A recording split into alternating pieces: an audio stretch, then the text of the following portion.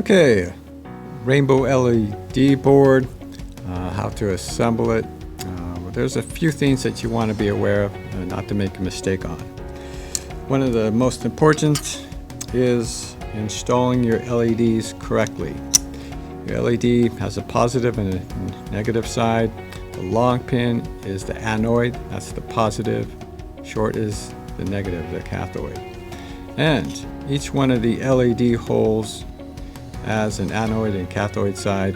So all you need to do is make sure the long pin goes on the right side of each hole. It doesn't matter which version board you have. Long pin goes to the right side. You just install them and voila, and then solder it. And the other notes is you've received a pile of LEDs, but they're usually you receive two types. One is called the slow LED and the other is called the fast.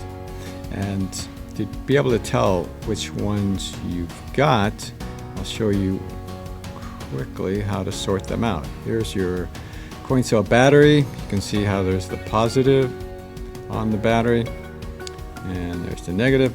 So the positive goes to the positive, and we're going to just go like this. And you can see this is the fast LED. It changes colors fast, blinks really fast. And so you can make a pile of your fast LEDs. And let's see which one this one is. And here's a slow. Goes from red, yellow, green, and to blue. Very slow. So you can create a pile of your fast and slow LEDs. Why do you care? Because maybe you want to make this whole row slow, and then the top row, maybe you want to make it fast, or maybe one side fast and the other side slow, or however you like it. And one other note is you can install the switch any which side you want. Doesn't really matter. This one is on the top. That's just the way it is. And oh yes, another important note, which sometimes people make mistakes, is you can see how this coin cell holder, it's easy to install the battery from the side.